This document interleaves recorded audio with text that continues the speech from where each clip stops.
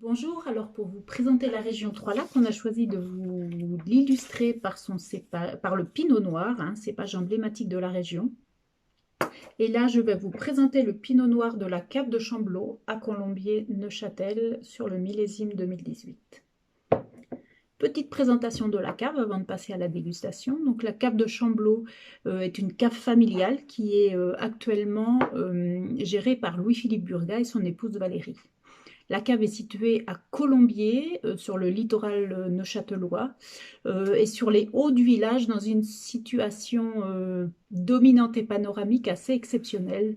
Depuis la cave, vous pouvez, par jour de beau temps, apercevoir les sommets alpins et notamment les sommets mythiques des Alpes bernoises. Même s'il a diversifié, bien diversifié son encépagement, Louis-Philippe Burga reste, comme tout bon neuchâtelois, attaché au pinot noir. Et il en produit plusieurs déclinaisons, dont un blanc, sa perdrix blanche, un rosé, l'œil de perdrix, et 3 versions rouges.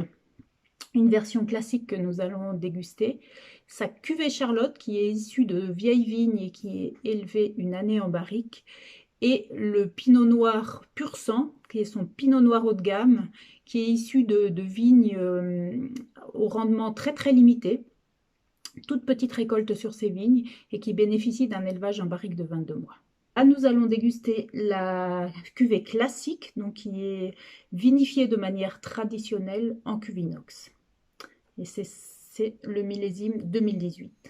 Pour apprécier la robe du vin, donc la robe du vin, on est sur une robe rubis, moyennement intense, comme tout pinot noir. Les pinots noirs ne sont jamais des vins trop colorés. Robe rubis avec des reflets cerises, rose foncé. Le nez, le bouquet du vin.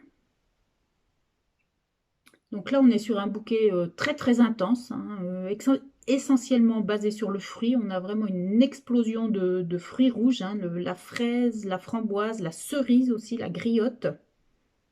On sent aussi une certaine richesse au nez. 2018 est un millésime solaire et on sent certainement un taux d'alcool 13,7, je crois avoir vu sur l'étiquette 13,7% volume d'alcool. Donc ça se ressent, ce côté solaire riche se ressent aussi déjà au nez. Alors au palais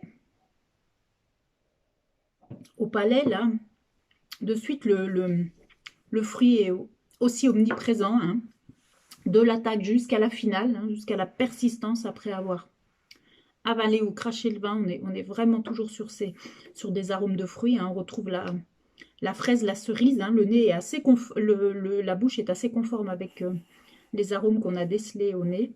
Les tanins sont présents, mais très bien fondus. Il y a vraiment très tendre et très fondu. La bouche est onctueuse, on va dire. Et puis il y a une certaine richesse. On sent cet alcool qu'on a pu sentir, en bouche s'exprime aussi, au nez s'exprime aussi en bouche. Donc c'est en conclusion, un très joli pinot sur le fruit essentiellement. Donc très typique du pinot, sur le fruit essentiellement riche, parce que 2018 était un millésime solaire avec des conditions de maturation assez exceptionnelles, mais qui s'est resté néanmoins élégant et équilibré. Donc c'est un très joli vin. Si on veut garder son côté fruité, moi je le dégusterai assez rapidement, d'ici 2 à 3 ans. Et puis c'est un vin qui accompagnera assez bien des plats plutôt simples, pourquoi pas un plat de charcuterie, ou bien si on peut même aller sur des poissons un petit peu plus corsés, comme des sardines grillées, ou bien des maquereaux à la plancha, avec une petite jardinière de légumes. Santé et bon appétit!